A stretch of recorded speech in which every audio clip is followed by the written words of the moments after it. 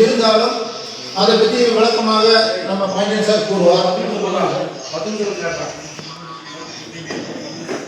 நமக்கு முதல் படியாக நம் ஒழுக்கம்தான் நமக்கு முதல் படி. அந்த ஒழுக்கத்தை நாம் கடைபிடித்தாலே நம் உயர்வுக்கு ஒரு சிறந்த வழி.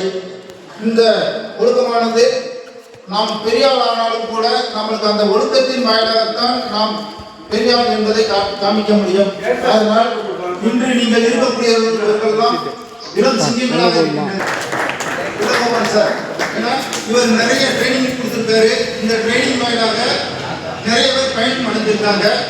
அதுக்காகத்தான் சென்னையிலிருந்து இன்னைக்கு நம்மளுக்கு அழகு சும்மல் நடக்கக்கூடிய இந்த நிகழ்ச்சிக்கு வந்திருக்கார். அதை பற்றி அவர் கூறுவார். அதே போன்று இன்று நம் ஆரம்பத்திற்கு முன்பாக ஒரு சிறிய வேண்டுகோள். ஒரு நிமிடம் நாம் அமைதியாக இருந்து, அதாவது நம் இஷ்ட தெய்வத்தை வணங்குவோம். ஏனென்றால் ஒரு செயல் செய்வதற்கு முன்பாக நம்மளே ஆப்தப்படுத்திக் கொள்ள வேண்டும். ஏனென்றால் அதுதான் நம்மளுக்கு ஒரு சிறந்த வழி. அதனால் ஒரு நிமிடம் மட்டும் நாம் அமைதி காத்து நம் இஷ்ட தெய்வங்களை, ஏனென்றால் ஒரு செயல் செய்வதற்கு முன்பாக அந்த செயலில் ஒரு அர்த்தம் வேணும். அதனால் ஒரு நிமிடம் மட்டும் நமக்காக அமைதி காக்கவும், ஒரு நிமிடம் உங்களுடைய இஷ்ட தெய்வங்களை வேண்டிக் கொள்ளவும்.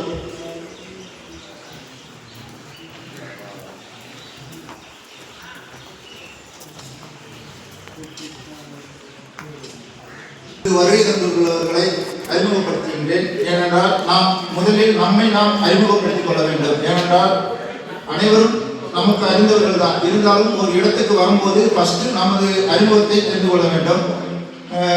முதலில் இந்த நிகழ்வுக்காக இந்த இடமும் இந்த செயலை செய்வதற்காக அழகேசன் அவர்களுக்கு தான் முதலில் நன்றி சொல்ல வேண்டும்.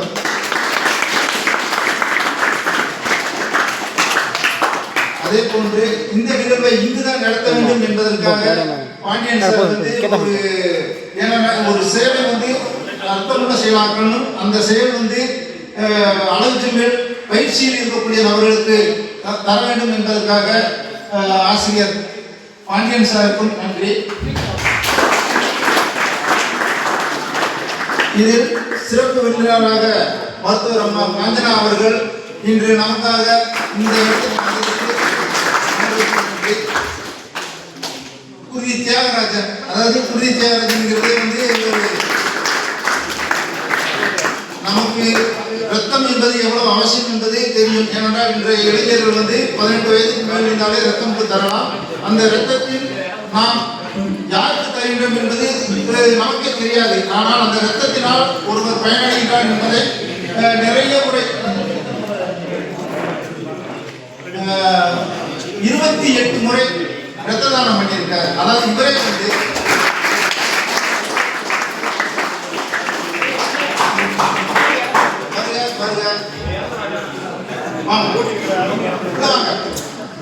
அந்த உணவு தரணும்னு சொல்லி கொண்டு போய் போனாரு. ஏன்னா நம்மளாம் வந்தோடனே யாருமே காலைல வந்தோடனே சாப்பிட்டீங்களான்னு கேட்கணும், சாப்பிடலாம் கூட சாப்பிட வைக்கணும். அதுதான் ஒரு தமிழரின் பண்பு. அது மாதிரி தான் நீ வந்தோடனே அந்த எளியலுக்கு உணவளித்தது எனக்கு ஒரு பெரும் மகிழ்ச்சியா இருந்தது. அதே மாதிரி இவர் நிறைய இடத்துல ஒரு அந்த பேரிடர் காலங்களில் நடக்கக்கூடிய விஷயங்களையும், முதலுதவி பற்றிய விஷயங்களையும் கல்லூரிகளிலும் பள்ளிகளிலும் பொது இடங்களிலும் எடுத்து சொல்லியிருக்காரு. அந்த மாதிரியான நிகழ்வுகள் இன்னைக்கு நம்ம கூடலூரில் இருக்கக்கூடிய அழகு ஜிம்ல அந்த வாய்ப்பை தந்த, அந்த மாணவர்களுக்கு எடுத்து சொல்லக்கூடிய வாய்ப்பை தந்த அழகேசன் அவர்களுக்கு மிக்க நன்றி. இனி அடுத்து உங்களுக்கான இது பயிற்சிகள் வழங்கப்படும். அதை கற்றுக்கிட்டா கண்டிப்பாக ஒரு இடத்துல நம்ம போய் எந்த ஒரு முதலுதவியும் சரி, அந்த பேரிடர் என்னன்னு நம்மளும் செஞ்சு காட்டலாம். ஏன்னா ஒரு பயிற்சி அனுபவம் இல்லாமல் எந்த ஒரு காரியத்திலையும் வெற்றி அடையாது. அதனால நம்ம இன்னைக்கு ஒரு பயிற்சி, முறையான பயிற்சி எடுத்துனா எங்க வேணாலும் போய் ஒருத்தவருக்கு உதவி பண்ணலாம். அந்த உதவி பயிற்சியோட சேர்ந்து அந்த உதவி பண்ணலாம். இனி அடுத்து சிறப்பு விருந்தினராக வந்தவர்களுக்கு மிக்க நன்றி. இந்த நிகழ்வை மணி ஒரு 4 மணி வரைக்கும் இருந்து இந்த நிகழ்வை ஏற்பாடு 4 மணி வரைக்கும் 4 மணி வரைக்கும் இருக்கிறதுக்கு ஒரு திட்டம் போட்டிருக்கு.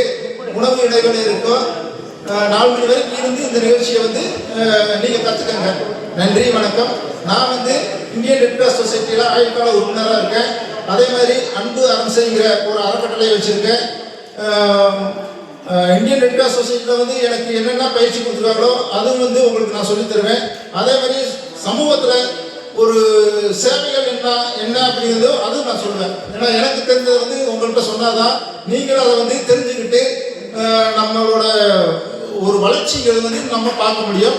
அதனால இங்கே வந்திருக்கிறவங்கெல்லாம் இன்னைக்கு மாணவர்களாக இருந்தாலும் நாளைக்கு வந்து நீங்கள் ஒரு பெரிய அதிகாரிகள் ஆகுங்கிறது என்னோட வாழ்த்துக்கள். நன்றி.